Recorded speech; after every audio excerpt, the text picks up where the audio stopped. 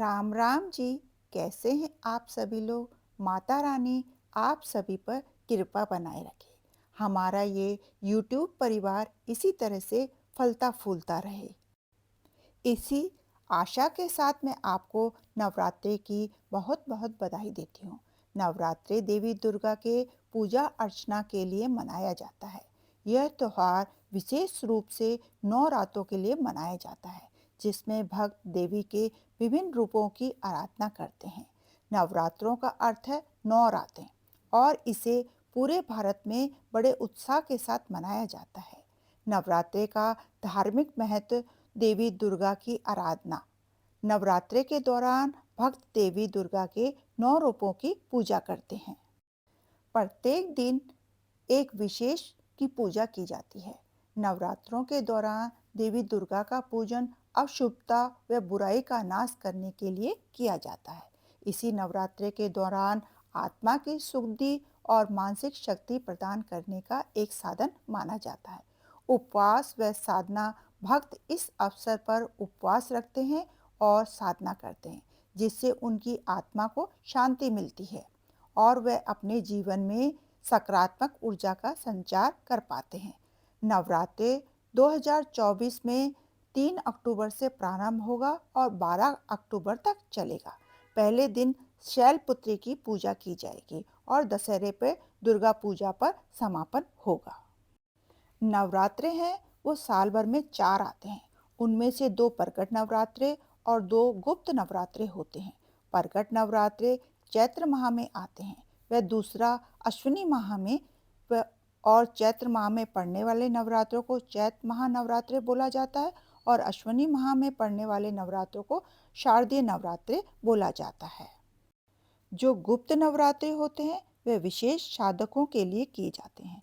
गृहस्थों द्वारा चैत्र माह के व अश्विनी माह के नवरात्रि ही मनाए जाते हैं। देखिए, पूजा विधि भी दोनों की एक ही प्रकार की होती है।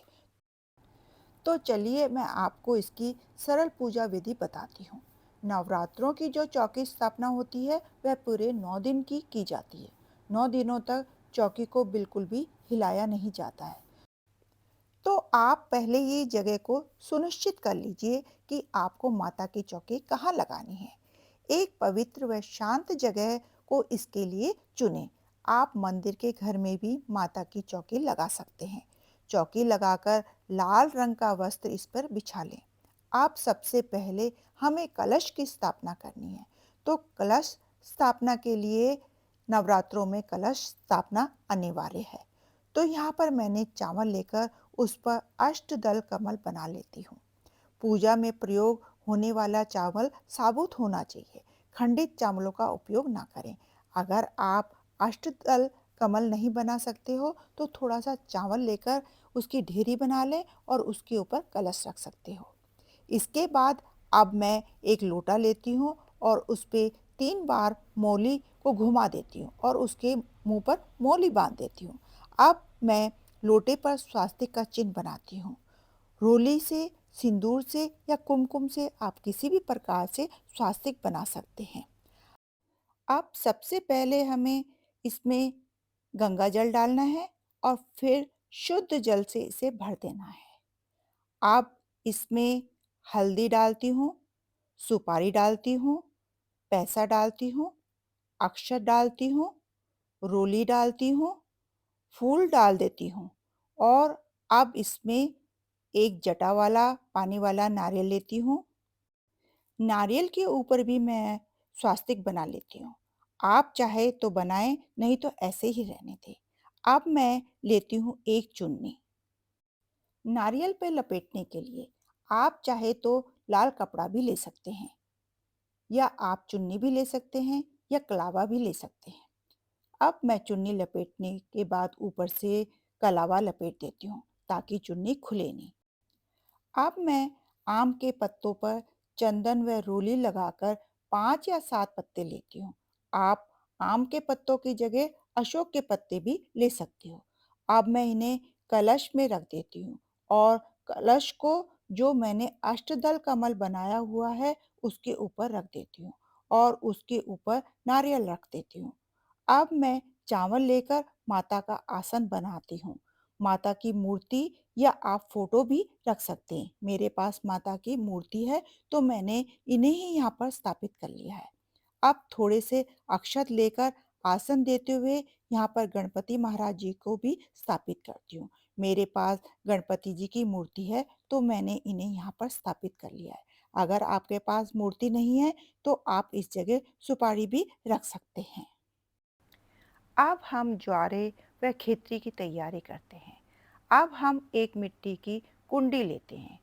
उस कुंडी को अंदर की ओर से एक स्वास्तिक बनाते हैं और चारों तरफ भी आप रोली चंदन का तिलक लगाते हैं।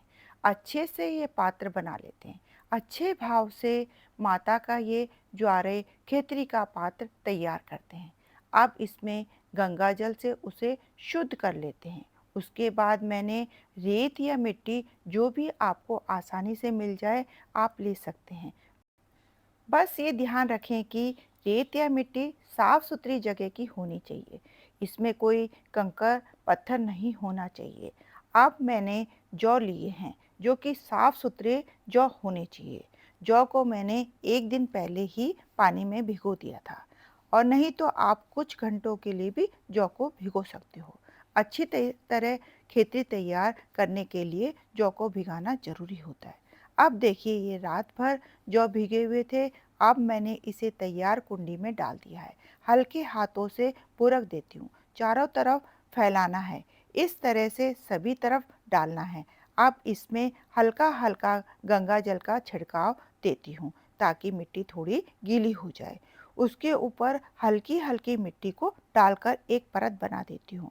जौ के ऊपर बहुत ज़्यादा नहीं ढकना चाहिए मिट्टी से, नहीं तो ये अंकुरित नहीं होंगे। जिस प्रकार मैंने थोड़ी-थोड़ी मिट्टी भी बुरखी है, उसी तरह से आप भी इसको बुरक सकते हो।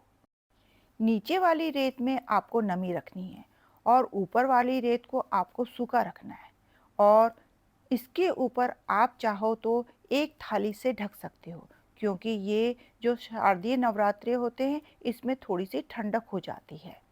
जो हमारी खेती होती है वो सही ढंग से नहीं हो पाती है। थाली से इसे गरमाइश मिल जाती है और जल्दी-जल्दी ये अंकुरित होने लगते हैं। अब मैं एक थाली के ऊपर एक स्वास्तिक बना लेती हूँ। थाली को 1-2 दिन के लिए ढक कर रखना है। पूरे 9 दिन नहीं ढकना है। 1-2 दिन के बाद जब अंकुरन दिखाई दे तो थाली को हटा देना है। तो इस तरह से हम ज्वारे या खेतरी की तैयारी करते हैं। इस तरह हम ज्वारे बोकर माँ के साइड में शेर के पीछे की तरफ रख देते हैं।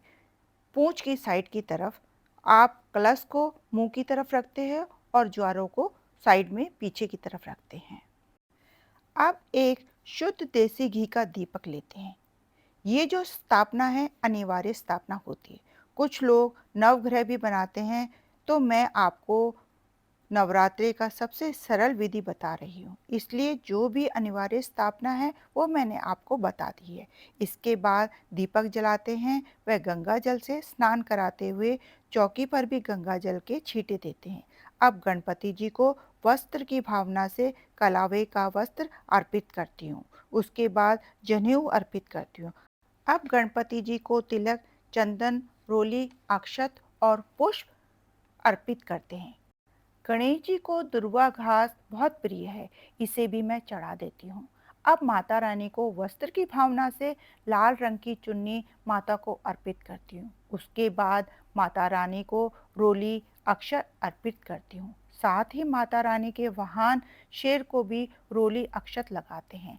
कलश को, दीप देव को भी अक्षत व रोली लगाते हैं।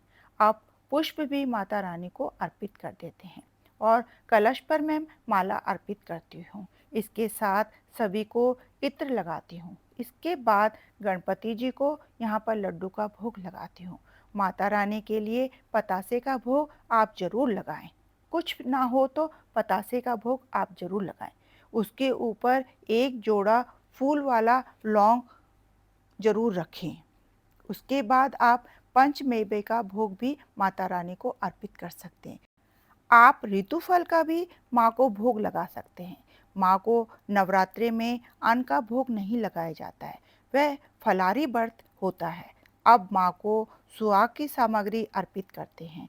ये सुहाग का सामान है, आप 5, 7 या 9 की संख्या में ले सकते हैं। आप इसे पहले दिन भी अर्पित कर सकते हैं और आखिरी दिन भी माता को अर्पित कर सकते हैं। इसके बाद कुछ आप यथाशक्ति दक्षिणा भी माता को भेंट चढ़ा सकते हैं। इसमें जो पूजा में अगर कोई कमी होती है तो वह माता रानी ज़रूर पूरी करती है। अब इसके बाद नवरात्रों में हवन करना भी अनिवार्य होता है। तो मैंने यहाँ पर एक प्लेट पर अक्षत पुष्प डाल दिए हैं। उसके ऊपर एक बड़ा-सा दिया रख दिया है। उसमें गाय का गोबर के उफले के ऊपर घी डाल दिया है। उसमें कुछ कपूर डालकर उसमें अग्नि प्रज्वलित करती हूँ। इसमें 5 आहुति मैं घी की देती हूँ। आप घी में हवन सामग्री भी मिक्स कर सकते हैं। इसके बाद आप मंत्र भी बोल सकते हैं, नहीं तो आप जय माता रानी का जयकारा लगा सकते हैं। और हवन में आप जो भी माता रानी को भोग में प्रसाद चढ़ा है, वह भी आप हवन में उसकी आहुति ज़रूर दें। आहुति के माध्यम से जो हमने भोग प्रसाद है, वह सीधे देवी देवताओं तक पहुंचता है और अंत में आपको एक लौंग के जोड़े की आहुति ज़रूर देनी चाहिए और उसके साथ-साथ एक इलायची भी आप घी में डिप करके इसमें आहुति ज़रूर दें। हमें रोज़ सुबह हवन करना है। हवन संपूर्ण होने के बाद इस तरह से आप हवन पात्र के आसपास 3 बार जल ज़रूर फिरा दें। वह इसके साथ एक देसी घी का दीपक से हम प्रेम पूर्वक गणपति जी की व कलश देव की, माता रानी की, सभी की आरती उतारते हैं। आरती सुबह और शाम दोनों टाइम करनी चाहिए। नवरात्रों में पहले दिन आप शैलपुत्री माता की पूजा करते हैं। स्त्रियों के लिए विशेष माता के इस रूप की पूजा करनी चाहिए। दूसरे दिन ब्रह्मचारिणी की पूजा होती है। इस रूप की पूजा करने से सभी काम पूरे होते हैं। नवरात्रि के तीसरे दिन माता चंद्रघंटा की पूजा की जाती है। इसकी पूजा सांसारिक कष्टों से मुक्ति मिलती है। नवरात्रों के चौथे दिन माता कुष्मांडा माता की पूजा की जाती है। इस रूप की पूजा करने से सबकी बीमारियों से छुटकारा मिलता है। नवरात्रि के 5वें दिन स्कंद माता की पूजा होती है। स्कंद माता भक्तों को सुख शांति प्रदान करती है। नवरात्रि के 6ठे दिन माँ दुर्गा की कात्यायनी स्वरूप की पूजा होती है। इनकी पूजा करने से सभी दुख और कष्टों से निवारण मिलता है। महाशक्ति माँ दुर्गा का 7वां स्वरूप है कालरात्रि। 7वें दिन माँ कालरात्रि की पूजा करने से किसी भी तरह का कोई भी भय नहीं रहता है। नवरात्रि के 8वें दिन महागौरी की पूजा की जाती है। इसकी पूजा से मन को शांति मिलती है और नवरात्रि के अंतिम दिन माँ सिद्धार्थी की पूजा होती है। माता के इस रूप की पूजा करने से माँ अपने भक्तों को हर प्रकार की सिद्धि प्रदान करती है। आशा करती हूँ कि आपको मेरा ये सरल नवरात्रि पूजा विधि पसंद आई होगी। तो एक लाइक तो बनता ही है। माता रानी आपकी सभी मनोकामनाएं पूरी करे। कमेंट बॉक्स में जाकर जय माँ जरूर लिख दें। अगर आप हरकंडी की बेटी चैनल को पहली बार देख रहे हैं तो प्लीज़ सब्सक्राइब भी ज़रूर कर दें। आपका बहुत बहुत धन्यवाद।